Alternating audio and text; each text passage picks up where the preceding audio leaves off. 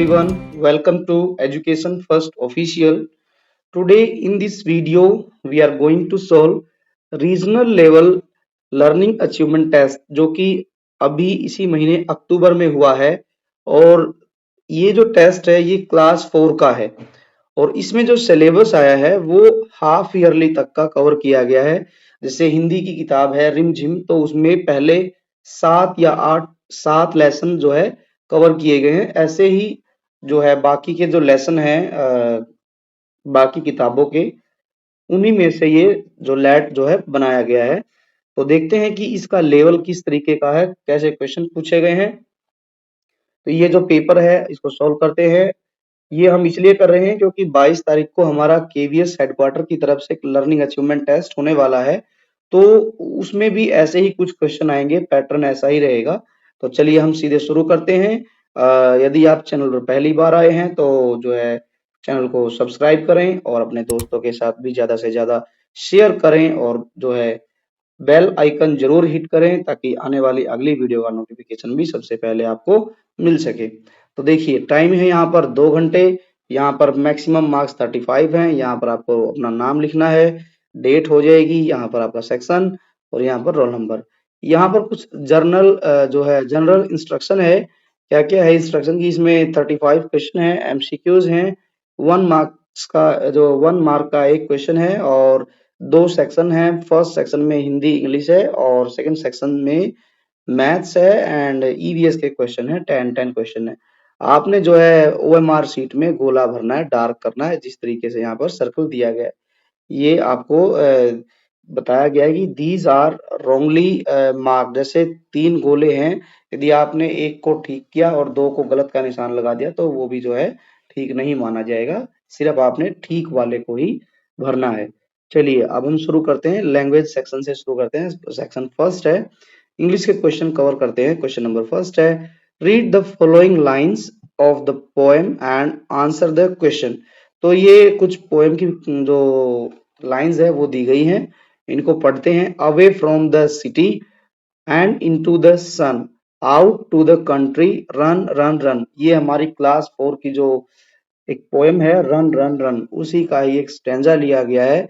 इसी से ही क्वेश्चन पूछा गया है कि where does the poet wants to run, और कि जो पोइट है वो कहाँ जो है जाना चाहता है, रन करना चाहता है।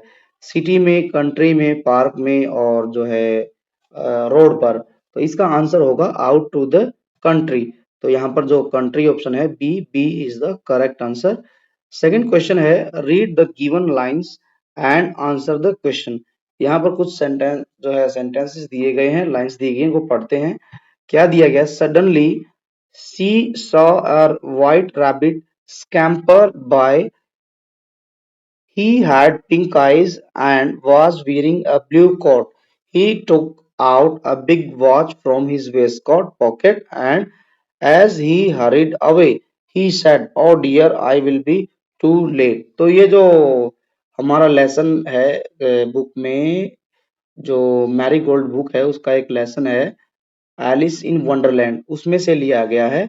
और उसमें जो जो सेंटर ऑफ अट्रैक्शन होता है उस लेसन में एक व्हाइट रैबिट होता है जो कि क्या नाम, उसकी आईज पिंक होती हैं और उसने एक ब्लू कोट पहन रखा है और उसने अपनी वेस्ट कोट की पॉकेट में से एक वॉच निकाली और जल्दी जल्दी जाते जाते चलते चलते कह रहा है, O dear I will be too late.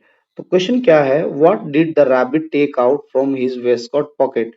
तो जो वेस्टकोट पहन रखी थी उसने, उस वेस्टकोट की पॉकेट में से उसने क्या निकाला था, clock, blue coat, big watch और पिंक। तो यहाँ पर बात की गई थी, ये यहाँ दिया गया है, a big watch from his Westcott pocket. तो वेस्टकोट पॉकेट में से उसने बिग वॉच निकाली थी, तो हमारा आंसर हो जाएगा C, big watch. Question number 3, choose the correct plural form of underline singular form. यहाँ पर आपको जो है पिक्चर ऑब्जर्व करनी है और यहाँ देखना है कि क्या अंडरलाइन किया गया है। The mouse sat outside the hall. जो माउस है वो जो है हॉल से बाहर आके बैठे। अब यहाँ पर जो अंडरलाइन किया गया है वो माउस है। माउस का हमने प्लूरल फॉर्म बताना है, तो दैट विल बी माइस। तो माउस का प्लूरल फॉर्म होता है mice. Next question is choose the correct pronoun to complete the sentence. यहाँ पर जो है नाउन के प्लेस पर प्रोनाउन जो है सेलेक्ट करना है और उसको यहाँ पर फिल करना है। देखते हैं कौन सा ऑप्शन होगा। I am a good girl, my parents love. अब बताना है कि क्या आएगा। आई का जो प्लूरल होगा, मतलब कि आई जो प्रोनाउन है उसी के लिए यूज किया जाता है जो वो होगा मी। तो यहाँ पर हो जाएगा my parents loves, my parents love me. तो हमारा ए ऑप्शन ठीक हो जाएगा। नेक्स्ट क्वेश्चन है choose the correct opposite word of the given underline word. यहाँ पर जो अंडरलाइन किया गया है वर्ड उसका हमने अपोजिट वर्ड लिखना है। तो देखते हैं क्या है जो अंडरलाइन वर्ड कौन सा है। अनु लोस्ट हर ब्यूटीफुल हैंकी। तो यहाँ पर लोस्ट का अपोजिट लिखना है तो वो हो जाएगा लोस्ट जो है सेकंड फॉर्म है तो हमें भी सेकंड फॉर्म में ही आंसर देना है। तो answer will be found. Find की सेकंड फॉर्म हो जाएगी found. Next question is choose the correct punctuated sentence. River Yamuna flows through Agra. यहाँ पर जो है सारा का सारा जो सेंटेंस है वो थोड़ा सा पंक्चुएशन की जो नजर से गलत है। तो हमने सही वाला जो सेंटेंस है वो सेलेक्ट करना है।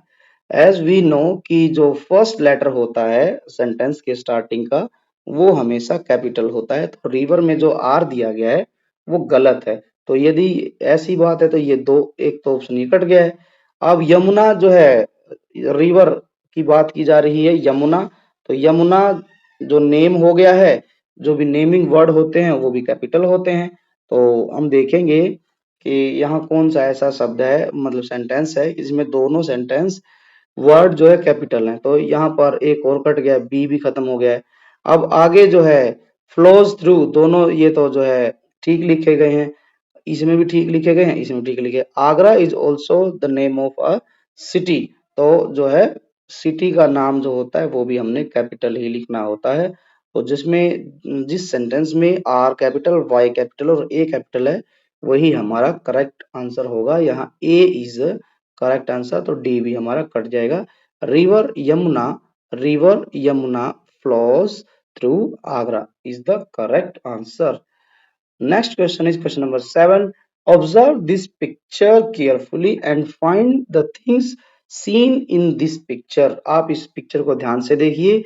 यहाँ पर जो है ये आई होप कि रेनी सीजन है और जो है children are playing in this picture, और जो है किसी दो बच्चों के पास जो है एक अम्ब्रेला कैरी कर रखी है।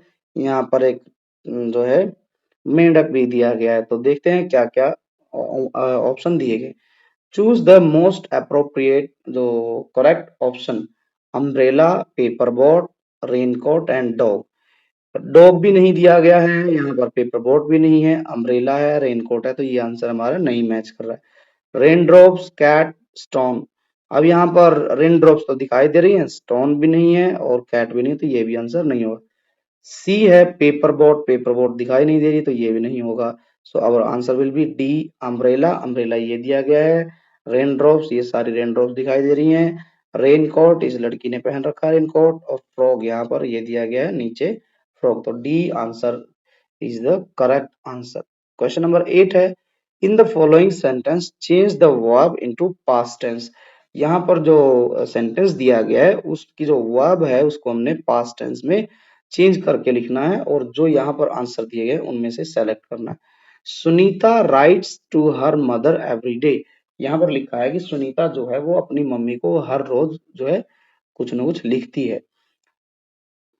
अब यहाँ ये नहीं दिया गया कि क्या लिखती है, लेटर लिखती है या मैसेज सेंड करती है, नहीं, बस ये लिखा है राइट। राइट का हमने सेकंड फॉर्म बताना है।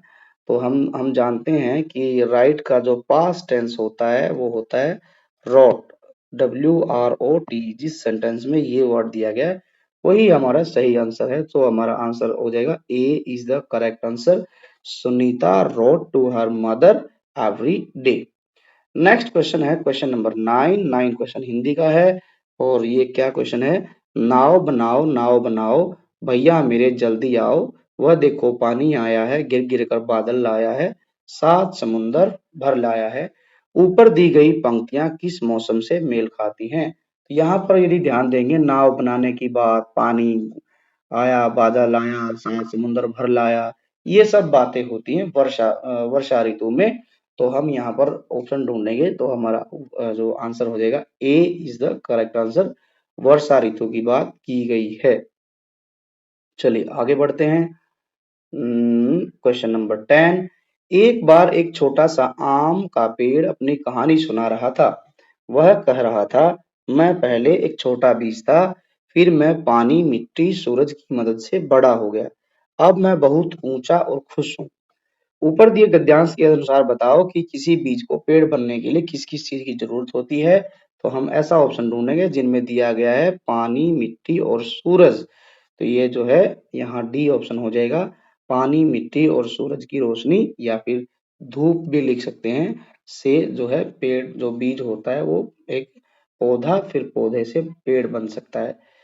क्वेश्चन नंबर 11 है, किसकी गुल्लक भारी है, किसकी गुल्लक डैश है। इस वाक्य को विलोम शब्द के साथ पूरा करें। भारी का उल्टा क्या होता है? हल्की।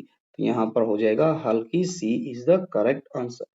नेक्स्ट क्वेश्चन है, थोड़ी देर भेंट करने के बाद वे चले गए। भेंट का अर्थ होता है, एक तो होता है उपहार, हम जो है गिफ्ट देते हैं। दूसरी चीज होती है मुलाकात।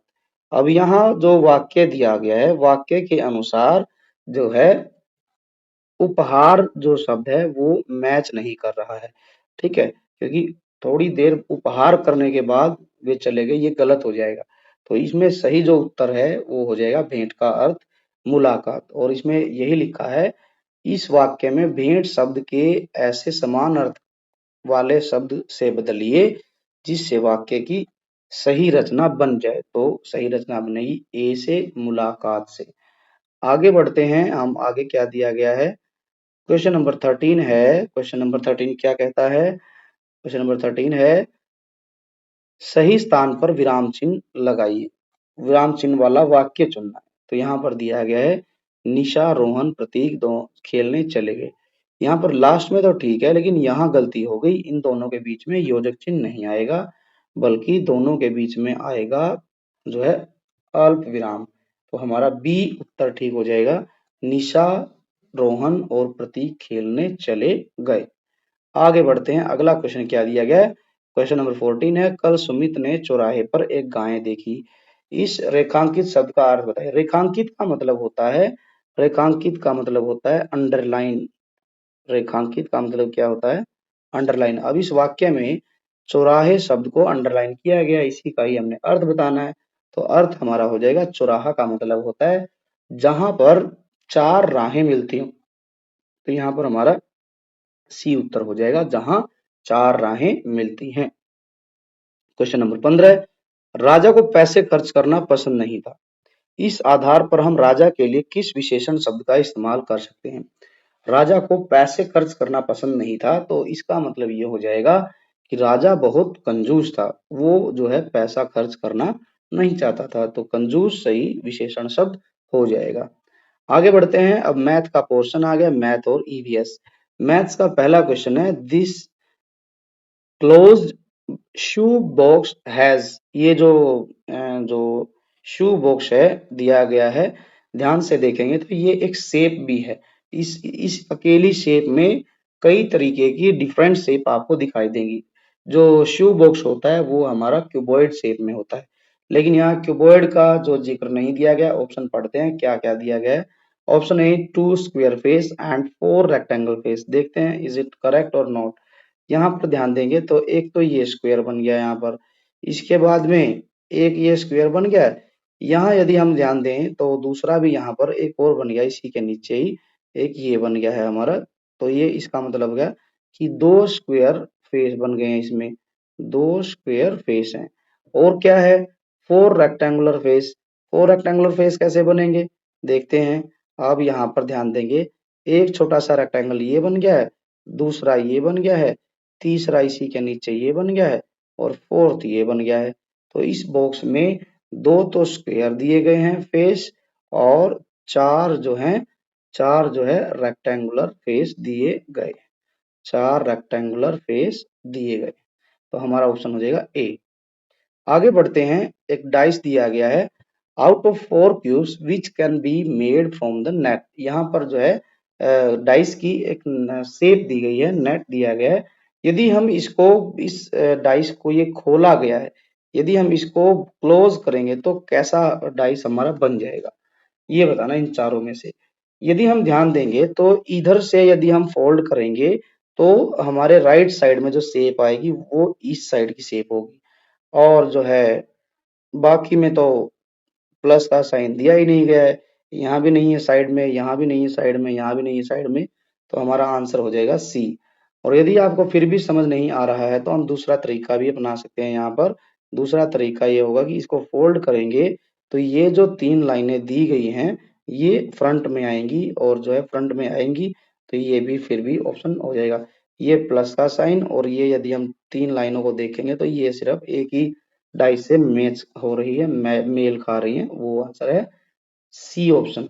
आगे बढ़ते हैं, question number 18, in a javelin throw competition the athlete from America threw the javelin up to a distance 550 centimetre, how many metres away was the javelin throw. एक जो जेवलिन थ्रो का कंपटीशन हुआ और जो अमेरिका का जो athlete था उसने जेवलिन फेंका 550 सेंटीमीटर। अब ये बताना है कि वो मीटर में कितना होगा। मीटर में, ये सेंटीमीटर में है लेकिन मीटर में बताना है। 500 मीटर नहीं, गलत हो जाएगा। 5 मीटर, 5 मीटर भी नहीं होगा, क्यों? क्योंकि ये बनता है हमारा 5 मीटर पॉइंट 50 सेंटीमीटर। ठीक है, तो हमारा ये ऑप्शन जिसमें होगा वही उत्तर होगा, तो हमारा डी आंसर हो जाएगा 5 metre 50 centimetre. Next question is next question is the length of 4 flagpole are given here. Which one of them is the shortest? जो 4 फ्लैगपोल दिए गए हैं उनकी लेंथ दी गई है, तो जो सबसे छोटे वाला है उसको आपने सेलेक्ट करना है, वो वही हमारा उत्तर होगा। शॉर्टेस्ट बताना है कौन सा पोल है। 3.2 3 मीटर 25 सेंटीमीटर फर्स्ट नंबर पोल है। ये 12 मीटर का पोल है। इसके बाद 230 centimetre, that means 2 metre and 30 centimetre. ठीक है, यहाँ कंफ्यूजिंग दिया गया है, कहाँ कहीं पर मीटर दिया गया है, कहीं पर सेंटीमीटर दिया गया है, तो हम इन सबको मीटर में चेंज कर लेंगे। जैसे यहाँ भी मीटर में दिया गया, यहाँ भी मीटर में दिया गया, यहाँ भी मीटर में दिया गया है, यहाँ मीटर में नहीं था, सेंटीमीटर में था, हमने चेंज कर लिया इसको। 2 मीटर और 30 सेंटीमीटर हो गया। ये हो गया हमारा 2 मीटर और 5 सेंटीमीटर। तो यदि हम ध्यान देंगे तो यहाँ पर सबसे छोटा जो पोल है वो डी ऑप्शन वाला है, क्योंकि यहाँ पर 30 है बट यहाँ पर 5 सेंटीमीटर है। सो हमारा आंसर हो जाएगा D answer, 2 metre 5 centimetre. Question number 20 है, अ चेयर कॉस्ट इज ₹452। एक चेयर की कॉस्ट है इतनी, और एक टेबल की कॉस्ट है 1750। तो यहाँ ये बताना है कि यदि आपको खरीदनी पड़े टोटल 15 चेयर और 30 टेबल तो आपको टोटल कितने पैसे पे करने पड़ेंगे। तो यहाँ यदि हम इसका आंसर निकालें तो 15 चेयर खरीदनी है। एक चेयर का प्राइस है 452, 15 चेयर का हम निकालेंगे तो हो जाएगा हमारा, मल्टीप्लाई करेंगे, 15 टू जा 30, जीरो लगाएंगे और 3 कैरी हो जाएगा। 15 5 जा 75 प्लस 3 78, 7 कैरी। 15 4 जा 60 और प्लस 7 67।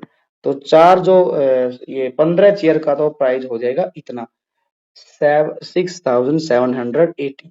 अब हमने टेबल का निकालना है। टेबल की एक को जो कॉस्ट है एक टेबल की वो है 1750, और ऐसी 30 खरीदनी है तो हम निकाल लेंगे 0 0 0 0। पहले जीरो की मल्टीप्लाई सबसे की है ऊपर इनके साथ में, तो यहाँ आ जाएगा उत्तर 0 0 0 0 0। फिर यहाँ पर क्रॉस लगाएंगे।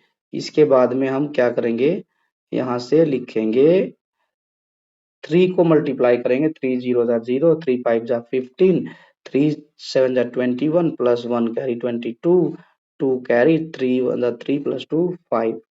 तो ये होगी हमारी कॉस्ट, प्लस कर दो इनको, 0 0 5 2 और 5।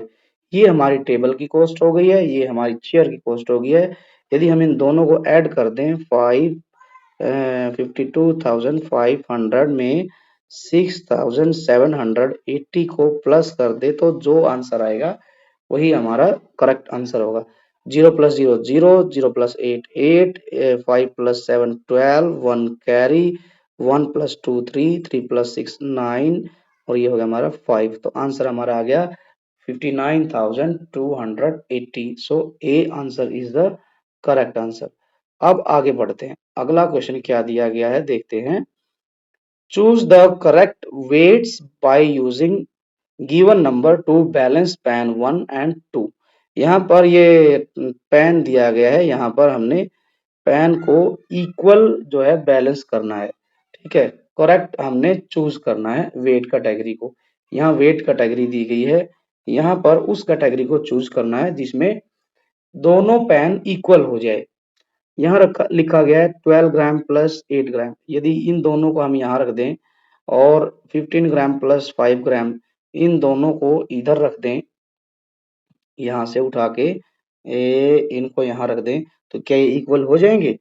देखते हैं। 12 प्लस 8 20 ग्राम 20 ग्राम और 15 प्लस 5 ये भी 20 ग्राम। तो इसका मतलब ये तो इक्वल हो गई। तो हमारा ए ऑप्शन हो जाएगा सही वाला, जो कि जो है पैन 1 में 12 और 8 ग्राम का जो है वेट रखना पड़ेगा और पैन 2 में 15 ग्राम और 5 ग्राम का वेट रखना पड़ेगा।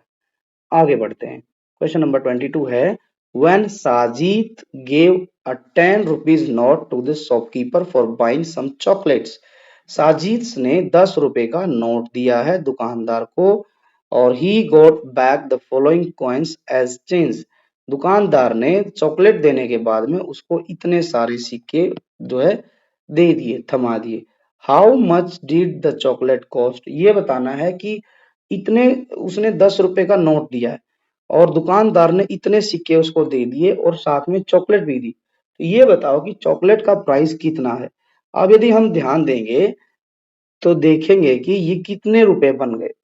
ठीक है, 50 प्लस 50 1 रुपीज, 50 प्लस 50 1 रुपीज और 50 प्लस 50 1 रुपीज। 1 रुपया तो ये हो गया हमारा, 1 रुपया ये हो गया, 2 हो गए, ये इसको मिलाएंगे, तीसरा ये हो गया और फिर हमारी बच गई 50 पैसे। तो हम इसका मतलब हो गया तो दुकानदार ने उसको 3.5 रुपीज रिटर्न किए। तो हम 10 में से 3.5 रुपीज को माइनस करेंगे तो हमारा आंसर आ जाएगा 6.5। तो जो चॉकलेट की कॉस्ट थी वो थी हमारी 6.50 रुपीज, जो डी ऑप्शन हो जाएगा हमारा। 23rd क्वेश्चन क्या है, suppose a train leaves at 10:30 PM at night, the time written on the railway ticket would be. कि भाई जो ट्रेन है वो एक स्टेशन से 10:30 बजे चलती है रात के, क्योंकि पीएम जो बजते हैं वो रात को बजते हैं। तो रेलवे टिकट पर क्या टाइम दिया जाएगा? अब ध्यान देंगे यहाँ पर कि जो 10:30 होता है 10:30 PM लिखते हैं, यदि हम इसको रेलवे वाले टाइम में चेंज करेंगे तो रात के जो 10:30 होंगे वो वहां पर लिखे पाएंगे 22:30। ठीक है, क्योंकि रेलवे जो टाइम जो शो करता है टिकट में और अपनी जो रेलवे स्टेशन पर जो घड़ी लगी होती है वो 24 आवर दिखाती है। ठीक है, तो 10:30 जो बजेंगे वो रात के हो जाते हैं 22.30 आवर, ये लिखा होता है वहां पर। ठीक है, तो हमारा आंसर हो जाएगा सी, जो है इज द करेक्ट आंसर। अब अगला क्वेश्चन क्या कहता है? अगला क्वेश्चन है कि if we start subtracting 5 from 24 stepwise as shown. यहाँ पर दिया गया है कि यदि हम 24 में से 5 माइनस करते हैं और ऐसे ही टेबल को नीचे तक लेके जाते हैं तो लास्ट में जाकर जो है हमारे पास रिमाइंडर बचता है 4। ठीक है, और हमने ऐसा किया है 4 टाइम्स। यहाँ देखेंगे तो 1 2 3 4 4 टाइम्स किया हमने। 24 में से 5 को हमने 4 टाइम्स माइनस किया तो उसके बाद में भी जो है 4 बच जाता है। If we start subtracting 7 from 52, ये अब हमने जिस तरीके से इधर पैटर्न शो किया गया है, यहाँ पर पैटर्न दिखाया गया है, इसी तरीके से यदि हम भी माइनस करें तो ये बताना है कि कितनी बार हम माइनस कर पाएंगे 7 को 52 में से। ठीक है, और क्या रिमाइंडर आएगा फिर हमारा, तो देखते हैं माइनस करके इसी पैटर्न पर। चलिए शुरू करते हैं। 52 माइनस 7 करेंगे तो हमारा बच जाएगा 45। 45 में से फिर माइनस करेंगे 7 तो हमारा बच जाएगा 38। 38 में से फिर 7 माइनस करेंगे तो हमारा बच जाएगा 31। 31 में से हम फिर माइनस करेंगे, माइनस कीजिए आप लोग। 31 में से माइनस करेंगे तो फिर हो जाएगा हमारा 24। 24 में से फिर हम माइनस करेंगे तो हमारा बच जाएगा 17। 17 में से फिर हम माइनस करेंगे तो हमारा बचेगा 10, और 10 में से फिर माइनस करेंगे 7 तो हमारा बचेगा 3। तो इस तरीके से हमने इसको टोटल बताना है कि कितनी बार हमने 7 को माइनस किया। ध्यान देंगे, ध्यान देंगे तो यहाँ काउंट करेंगे 1 2 3 4 5 6 एंड 7।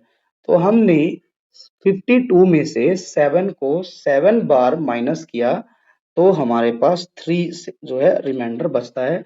अब 7 कौन सा ऑप्शन दिया गया है, ऑप्शन है हमारा बी, तो बी ऑप्शन हमारा ठीक हो जाएगा।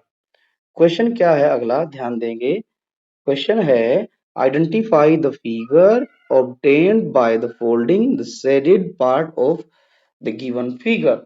यहाँ पर एक फिगर दी गई है, यदि हम इस फिगर को का जो शेडेड पार्ट है, जो डार्क पार्ट है, उसको फोल्ड कर दें तो कौन सी पिक्चर इनमें से बनेगी। तो यदि हम इसको अंदर की तरफ फोल्ड कर देंगे तो हमें कुछ इस तरीके की शेप दिखाई देगी। यदि हम इस वाले पार्ट को अंदर की तरफ फोल्ड करेंगे तो ये कुछ इस तरीके से बन जाएगी। तो यदि दोनों कंडीशन यहाँ सुटेबल हो रही है तो हमारा ऑप्शन हो जाएगा D. D is the correct answer. अब क्वेश्चन आ गए हैं ईवीएस के। Observe the figure 1 given here, now tick the most appropriate observation. ये जो पिक्चर दी गई है ये हमारे पहले ही चैप्टर में से दी गई है, और ये इस तरीके का जो टूल या फिर जो इस तरीके का जो ट्रांसपोर्ट का मोड यूज किया जाता है वो लेह और लद्दाख वाले एरिया में किया जाता है। तो ये बताना है ये है क्या। ट्रॉली बैग, ट्रॉली बैग नहीं है ये, ट्रॉली जरूर है, बैग नहीं है, बट ये आंसर नहीं होगा। क्यों? क्योंकि ट्रॉली के साथ पुली भी लगी हुई है, ये जो ऊपर जो लगी हुई है ये पुली है और नीचे ट्रॉली है, तो आंसर हमारा हो जाएगा पुली इन ट्रॉली। नेक्स्ट क्वेश्चन है a group of elephants live together. The old female elephant finds food and water. The young elephant are protected by other elephants. How do elephants live together? ये हमारा chapter है EVS में, उसमें elephants के बारे में ढेरों बातें बताई गई हैं, जिनमें से ये लिखा गया है कि भाई जो एलिफेंट्स की कैरेक्टरिस्टिक बताई गई है कि जो फीमेल, जो सबसे सीनियर जो फीमेल होती है एलिफेंट्स, वो जो है सारे ग्रुप के लिए, सारे हर्ड के लिए वो भोजन और पानी जुटाती है। बाकी के जो एलिफेंट्स होते हैं वो यंग जो एलिफेंट होते हैं उनकी जो है सुरक्षा रखते हैं। इसके बाद बुक में बताया गया है एक चीज और कि एक दिन में एलिफेंट्स ढेरों जो लीव्स है वो खा जाते हैं, उसमें कुछ ऐसे 100 किलोग्राम्स के आसपास लिखा गया है। तो आपने पाठ पढ़ा है तो आप इसको जरूर पहचान जाएंगे। अब यहाँ पर लिखा है question, how do elephants live together, alone each elephant find its food. No, alone नहीं, यहाँ पर बात की गई है एक ओल्डेस्ट फीमेल एलिफेंट ढूंढ कर लाती है food. Live in group and each elephant does the same job. No, सारे के सारे एलिफेंट सेम जॉब नहीं करते हैं। सीनियर जो एलिफेंट है वो अलग काम करती है और बाकी जो एलिफेंट होते हैं वो जो दूसरे बेबी एलिफेंट होते हैं, यंग एलिफेंट होते हैं, उनकी रक्षा करते हैं। ये भी आंसर नहीं होगा। सी आंसर है, live in group and different elephant do different job. This one is the correct answer. Next question है, match animals with the correct groups. यहाँ पर एनिमल्स दिए गए हैं और उनका ग्रुप दिया गया है। ध्यान देंगे, फर्स्ट जो नाम है लॉयन, लॉयन के ग्रुप को बोलते हैं हम प्राइड, एलिफेंट के ग्रुप को बोलते हैं हम हर्ड। ये हमने ऑलरेडी ईवीएस की बुक में पढ़ रखा है। शिप जो होते हैं उनके ग्रुप को बोलते हैं फ्लॉक, और जो एंट्स होती है उनकी जो होती है ग्रुप को हम बोलते हैं कॉलोनी। तो इस तरीके से जो ग्रुप सही मैच हुआ है उसी को हम ढूंढेंगे। वन का आंसर बी, या वन का आंसर बी वाले दो हैं, ये दो हैं, इसका मतलब बी और डी कट गया है। अब इन दोनों में से करेक्ट ढूंढेंगे। एलिफेंट का हार्ड है, यहाँ भी दिया गया है। और इसके बाद है शिप, शिप जो होता है शिप का हो जाएगा डी फ्लॉक। तो हमारा यहाँ डी भी दिया गया है। हाँ, डी हो गया, थ्री वाला मैच हो गया, और ये बच गया हमारा फोर्थ वाले का कॉलोनी। तो हमारा ए ऑप्शन हो जाएगा, सी भी कट जाएगा। A is the correct answer. 29th question है, study the schedule of train number 12013 new Delhi Amritsar Shatabdi. ये ट्रेन नंबर है। ट्रेन जो चलती है वो दिल्ली से चलती है, अंबाला, श्रीखंड, लुधियाना, फगवाड़ा, जालंधर, ब्यास, अमृतसर, इतनी जगह को जो है से जाते हुए लास्ट में अमृतसर पहुंचती है। ये उसका टाइम दिया गया अराइवल का और डिपार्चर का। अब क्वेश्चन क्या है, if you look took the same train from Ambala Cantt. यहाँ लिखा है कि मानकर चलिए आप इस ट्रेन में बैठे हैं अंबाला से और ट्रेवल्ड अप टू अमृतसर, और लास्ट में अंबाला से चल के आप अमृतसर आ गए। How much time did you spend on the sad train. तो ये बताना है कि आप जो है अमृतसर तक जब पहुंचे तो आपको ट्रेन से जाने में, अमृतसर तक पहुंचने में कितना टाइम लगा। अब ध्यान देंगे यहाँ पर, अंबाला जो ट्रेन आई है वो आई है 850 पर, 51 कह लिखा है, 50 मान लेते हैं हम।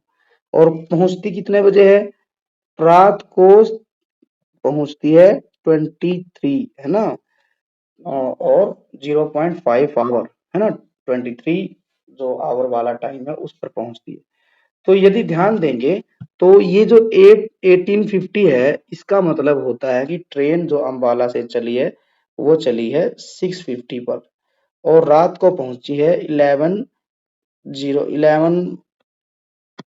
जो है आवर 5 मिनट्स पर।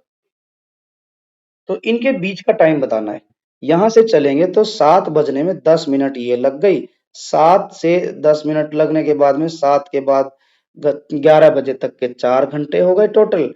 तो 4 घंटे और 10 मिनट ये हैं और 5 मिनट ये है, तो इसका मतलब हो गया उसको लग गए टोटल 4 घंटे जो है 15 मिनट।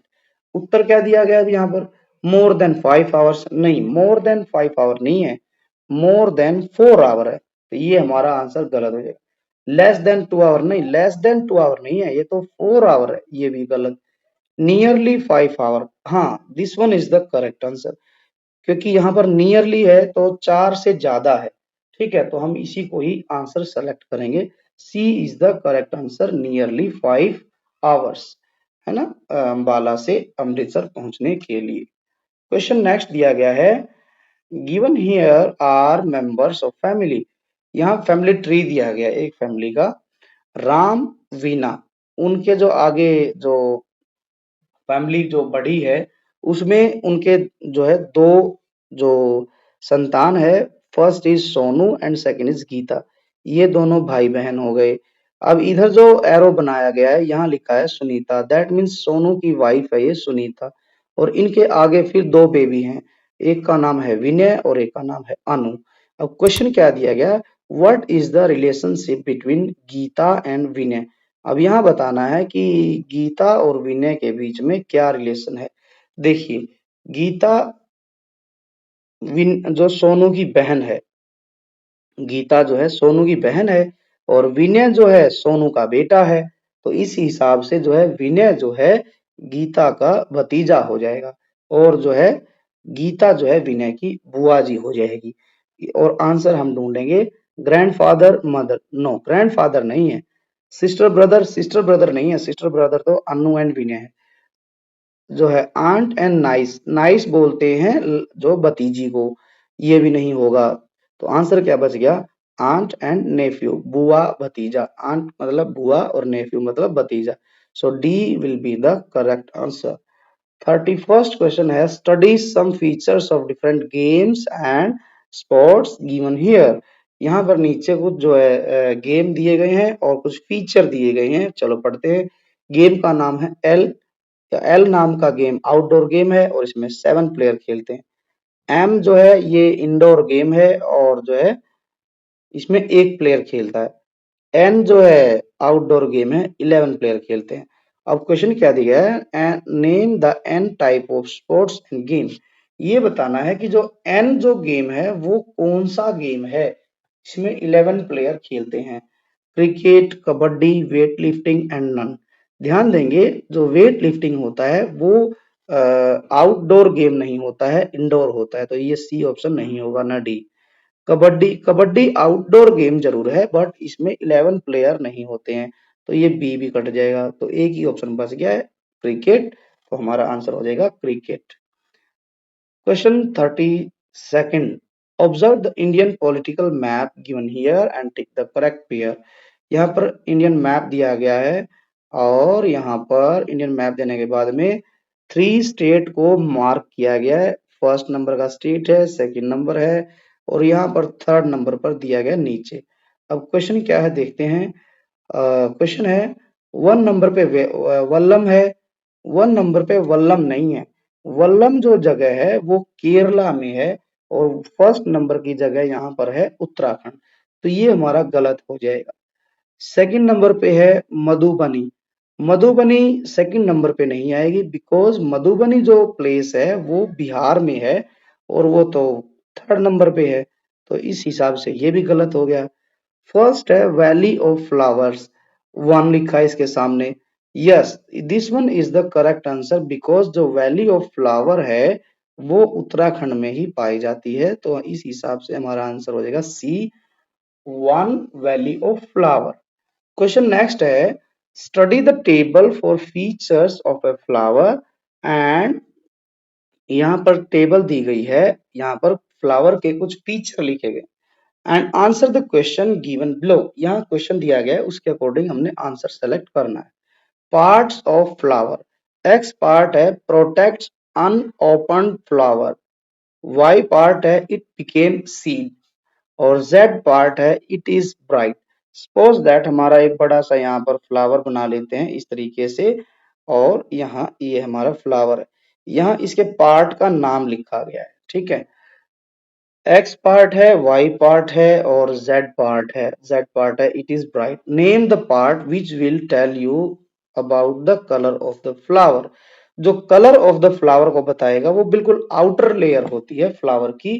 तो वो हो जाएगा हमारा जो पार्ट हमें चमकता हुआ दिखाई देगा जिसमें से ब्राइटनेस निकलती है कलर की. तो वही पार्ट जो होता है वो हमें कलर के बारे में बताता है. तो answer will B Z, it is bright.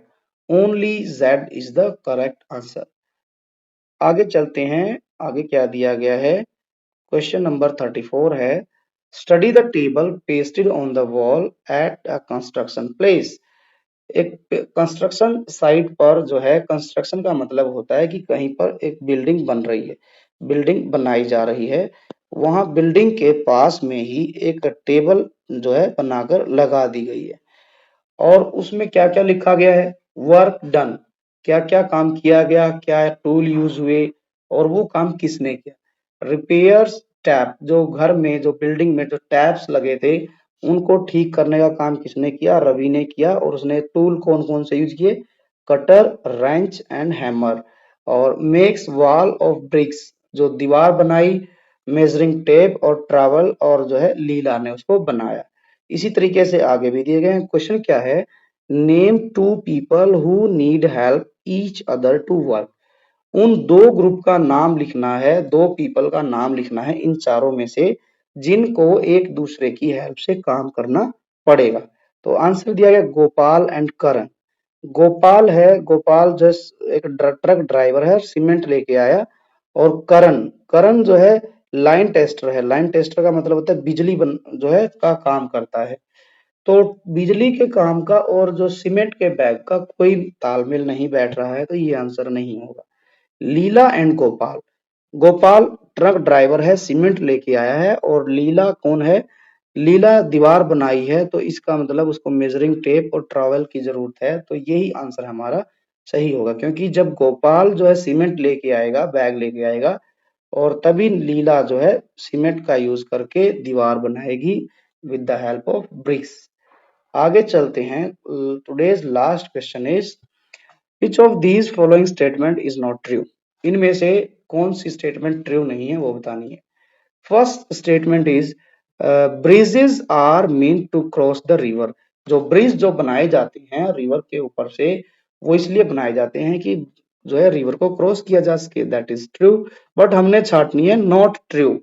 Salt doesn't dissolve in water. यहाँ लिखा है कि जो सॉल्ट होता है, नमक, वो पानी में नहीं घुलता। नहीं, ये गलत हो गया, ये गलत हो गया। This statement is not true. So हमारा आंसर हो जाएगा, जो राइट आंसर होगा वो होगा option B, salt does not dissolve in the water is the correct answer. और ये हो गया हमारा एंड ऑफ द पेपर। तो ये वीडियो हमारे, ये पेपर हमारा कंप्लीट हो गया है। आई होप कि आप लोगों को ये सारे क्वेश्चन और इनके आंसर समझ आ गए हैं। और यदि आपको वीडियो अच्छी लगी है तो आप वीडियो को जरूर लाइक करें और अपने दोस्तों के साथ ज़्यादा से ज़्यादा शेयर करें। चैनल को ज़रूर सब्सक्राइब करें, बेल आइकन को हिट करें, ताकि आने वाली वीडियो का नोटिफिकेशन आप सबको सबसे पहले मिल सके।